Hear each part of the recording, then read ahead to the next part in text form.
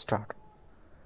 आरोपी विरुद्ध भारतीय दंड संहिता कलम 324, 504, 506 सह कलम 34 अन्वये खटला चालवण्यात आला।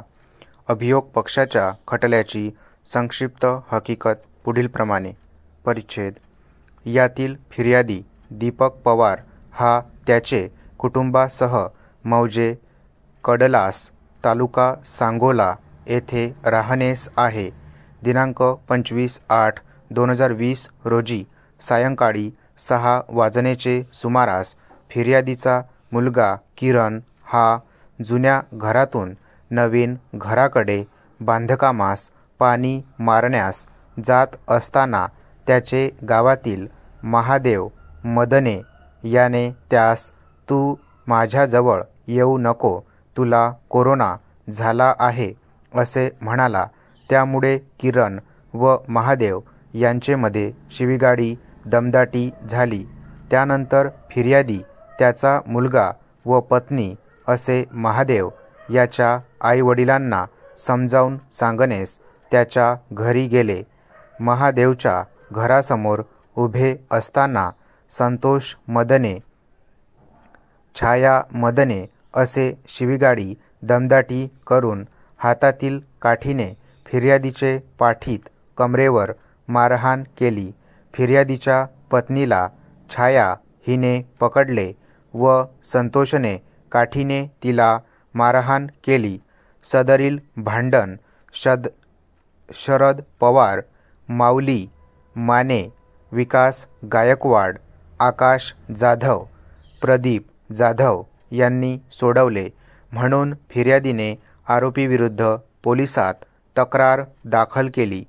फिर्यादीने दाखल केलेल्या वर नमूद फिर्यादीनुसार सांगोला पोलिसांनी गुन्हा रजिस्टर क्रमांक 1079/2020 भारतीय दंडविधान कलम 324, 504, 506 सह कलम 34 प्रमाणे नोंदवून पुढील तपास काम पोलीस नाईक D.S. अवताडे, बॅच नंबर 1774 यांचेकडे सुपूर्द करण्यात आला। त्यांनी घटनास्थळ पंचनामा केला, जखमींचे वैद्यकीय प्रमाणपत्र हस्तगत केले, साक्षीदारांचे तपास टिप्पण नोंदवले। तपासाअंती सबळ पुरावा मिळून आल्यामुळे आरोपींचे विरुद्ध भारतीय दंड विधान संहिता कलम 324, 504, 506 सह कलम 34 अन्वये न्यायालयात दोषारोपपत्र दाखल केले। परिच्छेद। आरोपी न्यायालयापुढे हजर झाल्यानंतर त्यांचे विरुद्ध भारतीय दंड विधान संहिता कलम 324, 504, 506 सह कलम 34 अन्वये निशाणी क्रमांक 18 वर दोषारोप निश्चित केला। सदरचा दोषारोप आरोपींना वाचून व समजावून सांगितला असता त्यांनी गुन्हा नाकबूल केल्यामुळे प्रस्तुतच्या खटल्याची संपरीक्षा पुढे चालविण्यात आली। आरोपी क्रमांक 1 ते 3 यांचे विरुद्ध गुन्ह्यात सहभाग दर्शविणारा पुरावा आलेमुळे त्यांचे फौजदारी प्रक्रिया संहिता कलम 313(1)(ब) अन्वये निवेदन अनुक्रमे निशाणी 31 ते 33 कडे नोंदविण्यात आले।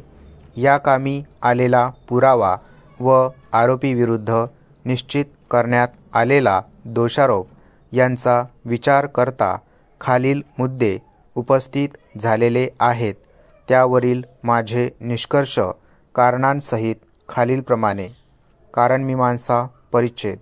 मुद्दा क्रमांक 1 ते 3 हे एकमेकांशी निगडीत असल्यामुळे व त्या अनुषंगेच्या पुराव्याची पुनरावृत्ती टाळण्यानुषंगे ते एकत्रितपणे विचारात घेण्यात आले। अभियोग पक्षातर्फे तपासण्यात आलेल्या साक्षीदार क्रमांक 1 फिर्यादी दीपक पवार व साक्षीदार क्रमांक 2 संगीता पवार यांना अनुक्रमे निशाणी 28 व 30 कडे तपासले। साक्षीदारांनी त्यांचे जबाबात असे सांगितले की ते आरोपींना ओळखतात. आरोपी आज रोजी कोर्टात हजर आहेत. घटना कोरोना काळात घडली होती. घटना काय घडली हे त्यांना आठवत नाही. फिर्यादीने पोलिसात तक्रार दिली. त्यावर निशाणी 29 कडे त्याचा अंगठा असल्याचे सांगून उर्वरित मजकूर नाकारला. दोनही साक्षीदार अभियोग पक्षास सहकार्य करत नसल्याने सरकारी वकिलांच्या तोंडी विनंतीवरून भारतीय पुरावा कायदा कलम 154 अन्वये उत्तरसूचक प्रश्न विचारण्याची परवानगी देण्यात आली. परंतु अभियोग पक्षास मदतपूर्ण साक्ष मिळविण्यास अपयश आले. यापुढे साक्षीदारांनी त्यांच्या उलटतपासात असे सांगितले की त्यांच्यात व आरोपींच्या न्यायालयाबाहेर तडजोड झाली आहे.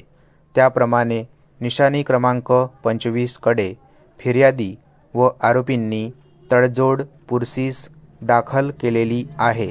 सदर पुर्सीसचे अवलोकन केले असता सदर खटला फिर्यादी व आरोपींचे दरम्यान न्यायालयाबाहेर तडजोड झाल्याचे स्पष्टपणे दिसून येते.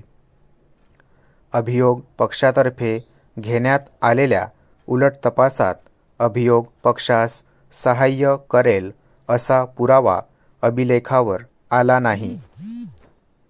फिर्यादीने निशाणी 29 वर पुरावा बंद पुर्सीस दाखल केले आहे.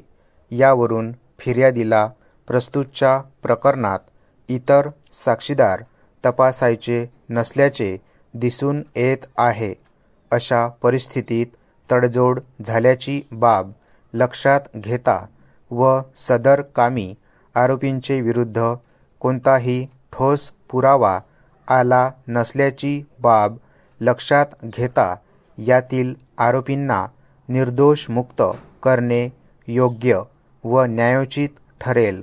सबब मी मुद्दा क्रमांक 1 ते 3 चे उत्तर नकारार्थी नोंदवून मुद्दा क्रमांक 4 चे उत्तरार्थ खालील आदेश पारित करीत आहे. आदेश परिच्छेद. आरोपी संतोष उर्फ मारुती मदने छाया उर्फ मारुती यांची फौजदारी प्रक्रिया संहिता कलम 248(1) अन्वये भारतीय दंड विधान संहिता कलम 324, 504, 506 सह कलम 34 अन्वयेच्या दोषारोपातून निर्दोष मुक्तता करण्यात येत आहे. आरोपींचा जामीन कतबा रद्द करण्यात येतो. अपील दाखल झाल्यास आरोपींनी त्यात हजर राहण्याची हमी म्हणून 6 महिन्यांच्या कालावधीसाठी प्रत्येकी ₹15,000 चे वैयक्तिक बंधपत्र द्यावे. सदर गुन्ह्यातील मुद्देमाल GMR क्रमांक 431/2020 हे मूल्यहीन असल्याने अपील कालावधीनंतर नष्ट करण्यात यावे.